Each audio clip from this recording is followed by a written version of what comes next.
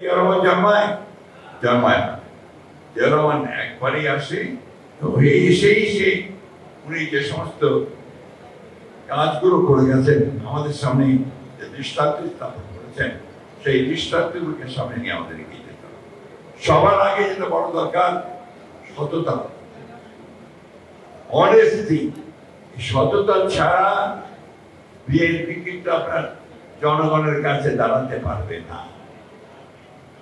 আজকাল পত্রিকাগুলো যেখানে দেখবেন বিভিন্ন রকম খবর আছে, এই খবরগুলো বিএনপির সঙ্গে যায় না, এই খবরগুলো জিয়াউর রহমানের সঙ্গে যায় না।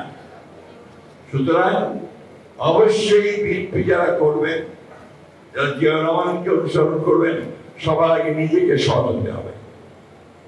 তারপরে যে কর্মনিষ্ঠা, দেশকে ভালোবাসা, সেই কাজগুলোকে সামনে নিয়ে আসতে হবে।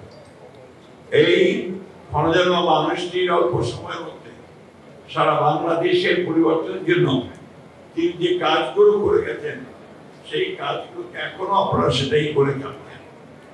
এই গার্মেন্টস যদি উনি তৈরি শুরু করতে না করতেন, তাহলে রেমিটেন্স আপনাদের আসতো না, আপনার সেই বৈদেশিক মুদ্রা আপনারা পেতেন না, আর লক্ষ লক্ষ মেয়েদের যে কর্মসংস্থান, সেই কর্মসংস্থান হতো না। বিদেশে শ্রমিক পাঠানো, এটাও জিয়াউর রহমানেরই করা। সেই জিয়াউর রহমান শুরু করেছিল বলে আজকে বিদেশে লক্ষ লক্ষ মানুষ বিদেশে আপনাদের জন্য, আমাদের দেশের জন্য টাকা পাঠাচ্ছে। প্রতিটি ক্ষেত্রে আপনি ভালো করে খোঁজে নেবেন, কৃষি, শিল্প, স্বাস্থ্য, সব ক্ষেত্রে জিয়াউর রহমান মাত্র ৩.৫ বছর সময়ের মধ্যে একটা অবিশ্বাস্য, অভাবনীয় বৈপ্লবিক পরিবর্তন নিয়ে এসেছে। দীর্ঘ ১৫ বছর অত্যাচার নির্যাতন করে এই গণতন্ত্রকামী যে রাজনৈতিক দল, তাদের স্ট্রাকচার সেটা বিনষ্ট করেছে, অর্থনীতিকে ধ্বংস করেছে। আমি সেটা সবাই জানি। এখন যেটা প্রয়োজন, বর্তমান যে অন্তর্বর্তীকালীন সরকার প্রফেসর ডক্টর ইউনূসের নেতৃত্বে কাজ করছেন, একটা সংস্কারের মধ্য দিয়ে আপনার গণতন্ত্রে ফিরে যাওয়া, এই বিষয়টি একটি প্রধান বিষয়। আমরা এটা আগেই উপলব্ধি করেছিলাম।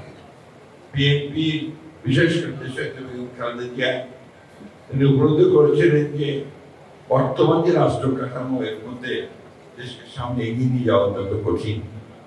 যে কারণে তিনি ২০১৬ সালে ভিশন 2030 এই একটা তার দৃষ্টিভঙ্গি তিনি তুলে ধরেছিলেন যে আমরা এইভাবে রাষ্ট্রের পরিবর্তন করতে পারি। তার মধ্যে এখন যে বিষয়গুলো নিয়ে কথা হচ্ছে, আপনারা প্রতিদিন টেলিভিশন টক শো শুনছেন, সংস্কার নিয়ে কথা হচ্ছে, প্রত্যেকটা বিষয় সেখানে ছিল।